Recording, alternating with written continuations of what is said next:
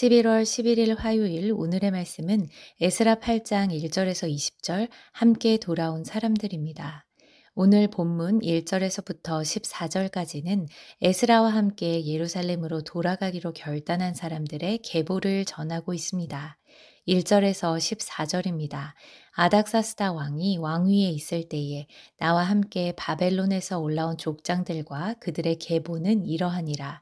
비느하스 자손 중에서는 게르솜이요, 이다말 자손 중에서는 다니엘이요, 다윗 자손 중에서는 핫두스요, 스가냐 자손 곧 바로스 자손 중에는 스가랴니, 그와 함께 족보에 기록된 남자가 150명이요, 바앗 모압 자손 중에는 스라히야의 아들 엘 여호에네니, 그와 함께 있는 남자가 200명이요, 스가냐 자손 중에는 야하시엘의 아들이니, 그와 함께 있는 남자가 300명이요, 아딘 자손 중에는 요나단의 아들 에벳이니 그와 함께 있는 남자가 50명이요. 엘람 자손 중에는 아달리아의 아들 여사야니 그와 함께 있는 남자가 70명이요. 스바디아의 자손 중에는 미가엘의 아들 스바디아니 그와 함께 있는 남자가 80명이요. 요압 자손 중에는 여히엘의 아들 오바디아니 그와 함께 있는 남자가 218명이요. 슬로밋 자손 중에는 요시베아의 아들이니 그와 함께 있는 남자가 160명이요. 베베의 자손 중에는 베베의 아들 스가랴니 그와 함께 있는 남자가 28명이요. 아스갓 자손 중에는 학가단의 아들 요하나니니 그와 함께 있는 남자가 110명이요. 아도니감 자손 중에는 나중된 자의 이름은 엘리벨렛과 여우엘과 스마야니 그와 함께 있는 남자가 60명이요. 비그의 자손 중에는 우데와 사부시니 그와 함께 있는 남자가 70명이었느니라. 바벨론에서의 안락함을 뒤로하고 에스라와 함께 예루살렘으로 올라온 귀환 자들의 명단이 제사장 왕족 그리고 일반 백성 이렇게 세 부류로 나뉘어서 기록되어 있습니다. 2절 비느하스의 자손 중에서는 게르솜이요, 이다말 자손 중에서는 다니엘이요, 다윗 자손 중에서는 핫두스요에서 비느하스는 아론의 손자, 이다말은 아론의 아들입니다. 그렇게 제사장 가문이 먼저 소개되고 이어서 다윗의 자손, 즉 왕족이 언급됩니다. 3절에서부터 14절까지는 일반 백성의 명단이 이어지는데요. 13절에는 아도니감 자손 중에 나중된 자의 이름이라는 표현이 나옵니다. 앞선 에스라 2장에서 아도니감 자손 중의 일부가 1차 귀환 때 스룹바벨과 함께 돌아왔었습니다.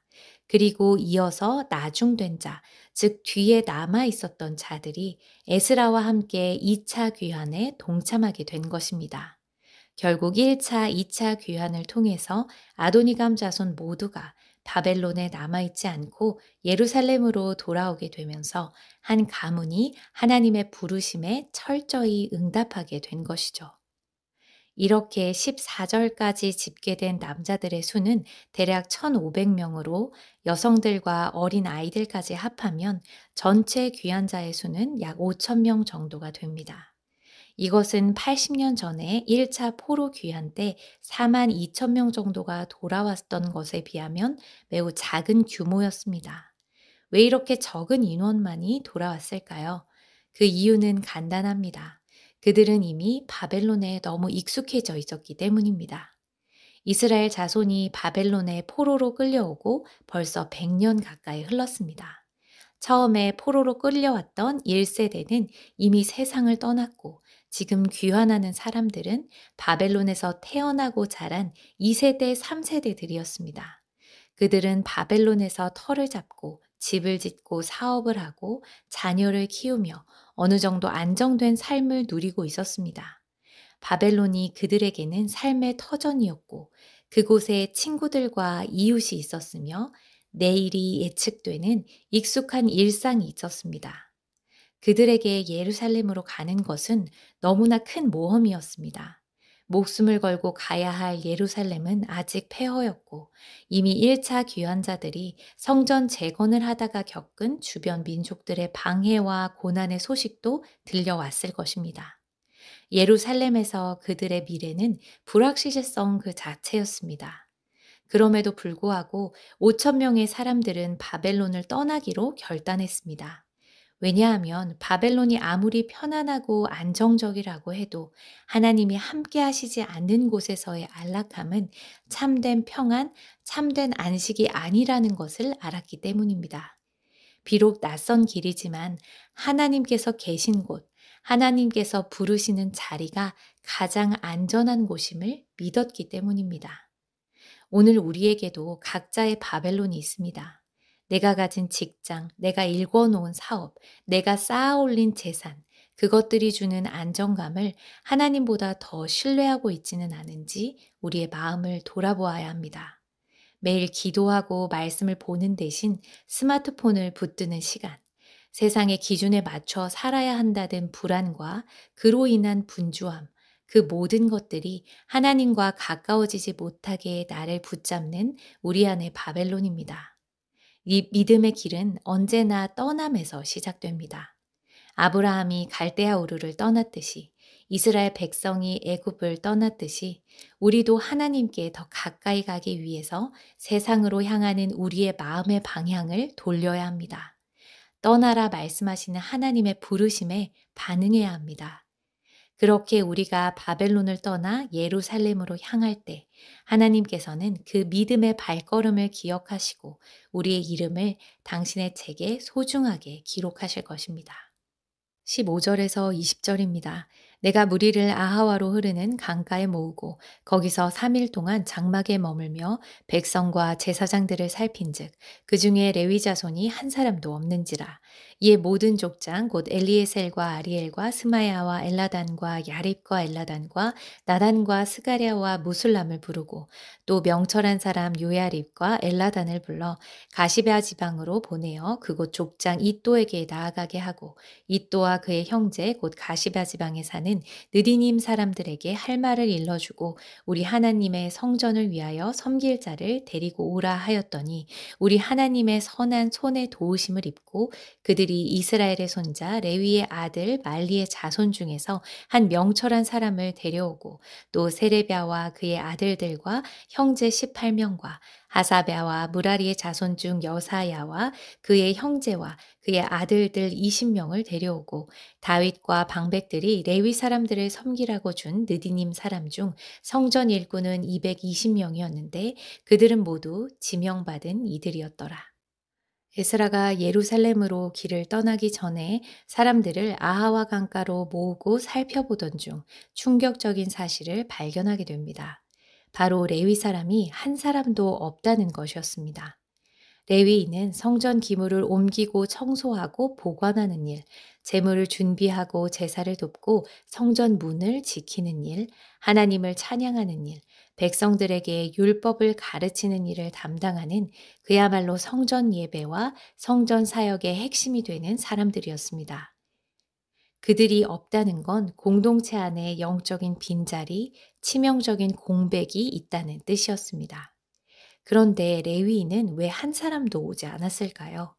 1차 귀환 때도 레위 사람들의 수는 상대적으로 매우 적었습니다.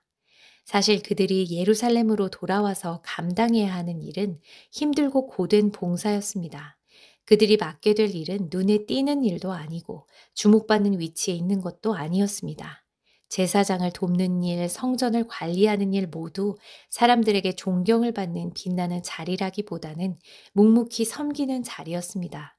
때문에 바벨론에서의 풍요로운 삶을 버리고 모든 고생을 자처할 필요를 느끼지 못한 것입니다. 안락한 바벨론과 사명의 예루살렘 사이에서 그들은 안락함을 선택한 것입니다. 오늘 우리의 신앙생활도 이와 비슷하지 않습니까? 하나님의 일을 하고자 할 때 지금은 좀 바쁘고 여유가 생기면 그때 섬기지 뭐. 굳이 나까지 안 해도 누군가 하겠지. 그냥 예배만 드리자. 그런 마음이 하나둘 쌓일수록 교회 안의 레위인의 자리는 비어갑니다.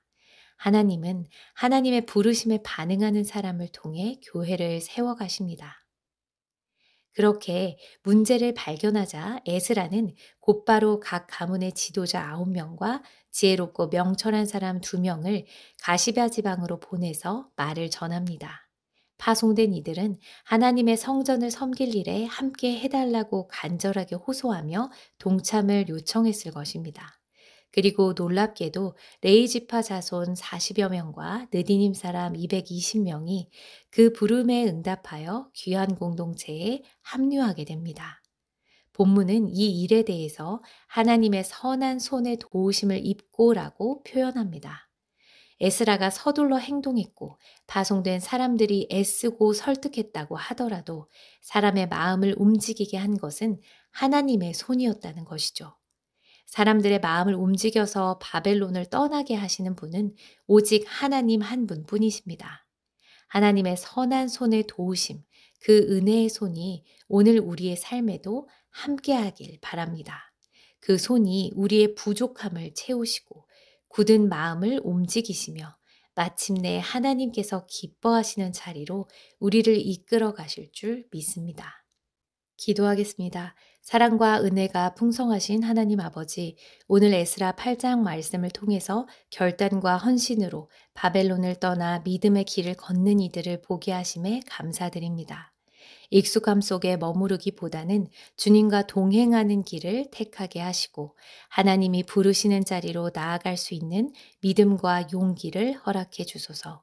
저희들의 연약함과 부족함을 아시는 주님, 오늘도 주님의 선한 손으로 저희를 붙들어 주시고 모든 준비와 계획보다 주님의 인도하심을 먼저 구하게 하옵소서. 저희의 삶의 걸음걸음이 곧 예배가 되게 하시고 저희의 작은 결단들이 하나님의 크신 뜻을 이루는 통로가 되게 하소서. 오늘도 말씀으로 새 힘을 주시는 주님께 감사드리며 예수 그리스도의 이름으로 기도드립니다. 아멘.